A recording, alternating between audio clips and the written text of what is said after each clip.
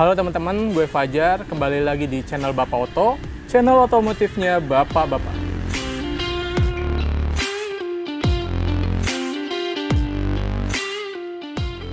Kali ini gue mau review Toyota Yaris XP90 tipe E Matic tahun 2008 atau yang biasa disebut sebagai Yaris bakpao.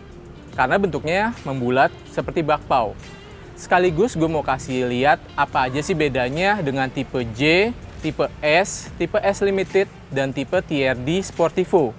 Dan juga bedanya dari tahun ke tahun. Kehadiran pertama kali Yaris masuk di Indonesia secara resmi oleh Toyota adalah Yaris XP90. Yaris generasi kedua yakni pada tahun 2006 dengan status CBU dari Thailand hingga tahun 2009.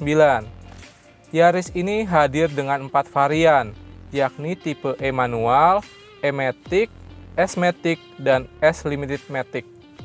Tahun 2009, Yaris mengalami facelift dan menghadirkan tipe J sebagai varian entry level, dan tahun 2012 muncul tipe TRD Sportivo sebagai varian tertinggi. Yaris generasi kedua ini bertahan sampai tahun 2013.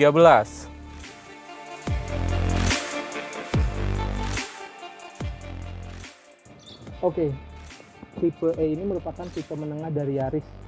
Pada bagian eksteriornya bisa kita lihat di grillnya ada tambahan 2 list di sini. Dan di tipe ini belum ada fog lamp, tetapi kalian bisa menambahkannya sebagai opsional. Tahun 2006 hingga 2009 bentuk headlamp, lampu belakang, dan bumper seperti ini ya. Headlampnya masih menggunakan bohlam halogen biasa. Bentuk grillnya lebar, sementara lampu remnya sudah LED. Tetapi untuk lampu sen, lampu senja, dan lampu mundur masih menggunakan bohlam biasa. Pada tahun 2010 hingga 2011 mengalami facelift. Ada perubahan bentuk bumper, grill yang lebih tipis, serta lampu depan belakang yang berbeda bentuknya. Lampu depan masih menggunakan lampu halogen, sementara lampu belakang semuanya menggunakan lampu bohlam biasa. Selanjutnya, facelift lagi di tahun 2012 hingga 2013 dengan bentuk bumper serta lampu belakang yang sudah menggunakan LED dengan desain yang lebih agresif. Secara keseluruhan, bentuk bodinya dominan membulat, maka nggak heran dijuluki Yaris bakpao. Dimensi Yaris mempunyai panjang 3.750 mm, lebar 1.695 mm, dan tinggi 1.530 mm.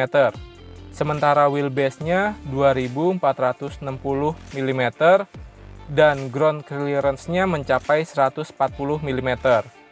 Untuk velg, Yaris ini menggunakan ring 15 dibalut ban ukuran 185/60.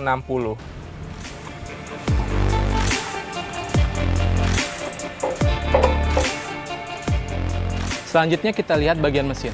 Yaris model ini semuanya mengusung mesin yang sama, yakni mesin dengan kode 1NZ FE 1500cc VVTi 16 valve DOHC.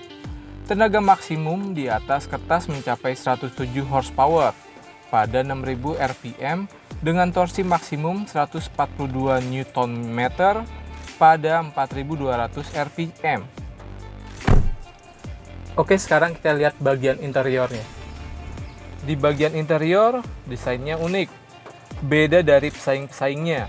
Yaris menempatkan posisi cluster speedometer di tengah dashboard, sehingga penumpang pun dapat melihat dengan jelas semua parameter dari cluster ini. Untuk head unit menggunakan tipe built-in. Kemudian tombol AC masih analog dengan pengaturan speed, suhu, serta pengaturan angin luar dalam. Kemudian ada tombol untuk defogger. Selanjutnya kita di bagian belakang. Untuk posisi penumpang sudah cukup nyaman. Kaki saya tersupport dengan baik. Untuk posisi legroom ada sekitar 8 ruas jari, di mana posisi pengemudi sesuai dengan settingan saya sehari-hari. Kemudian untuk bagian headroom ada sekitar 5 ruas jari saya, sehingga cukuplah ya. Dan mobil ini pun sudah dilengkapi dengan headrest, sehingga untuk penumpang cukup aman dan terlindungi. Oke, selanjutnya kita lihat bagian bagasi belakang. Untuk bagian bagasi belakang cukup kecil, namun bisa menampung sekitar 2 atau 3 galon air. Kalau teman-teman mau berpergian, bisa juga untuk menampung 1 koper besar. Tapi, kalau merasa kurang juga, bisa dengan cara melipat bagian kursi penumpang ke arah depan seperti ini.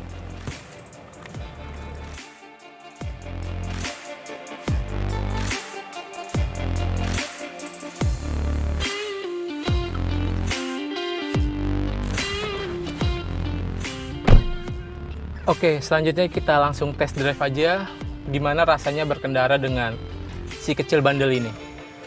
Oke, soal fitur, Yaris model ini sudah lengkap banget nih. Ada ABS, EBD, brake assist, dual SRS airbag, power door lock, dan electric mirror.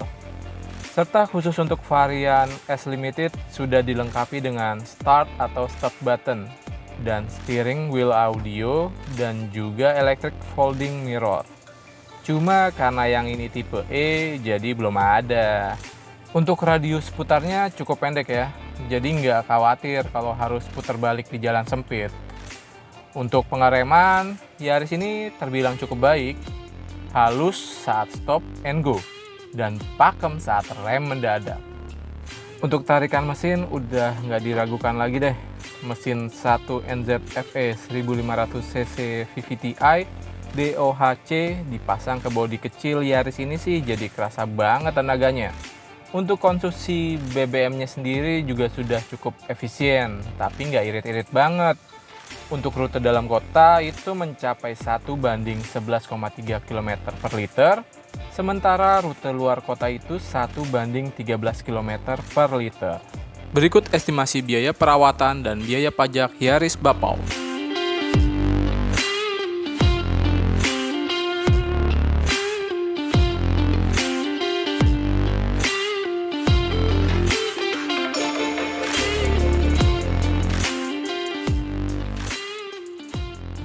Jadi menurut gue, Yaris Bapau ini worth to buy buat teman-teman yang mau beli mobil bekas dengan budget antara 80 jutaan hingga 130 jutaan.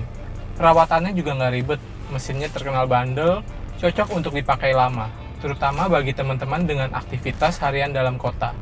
Dari sisi fitur terbilang komplit banget, dari sisi kepraktisan juga unggul. Intinya nggak usah ragu buat meminang si Yaris Bapau ini. Akan tetapi bagi bapak-bapak dengan anggota keluarga yang banyak, maka kurang pas sih Yaris ini. Oke, cukup sekian video dari kami Bapak Oto. Jangan lupa klik tombol subscribe-nya untuk terus mendukung channel ini berkembang. Dan jangan lupa jika ada komentarnya bisa dituliskan di kolom komentar. Jangan lupa untuk klik tombol like-nya. Oke, gue Fajar dari Bapak Oto, pamit, see you.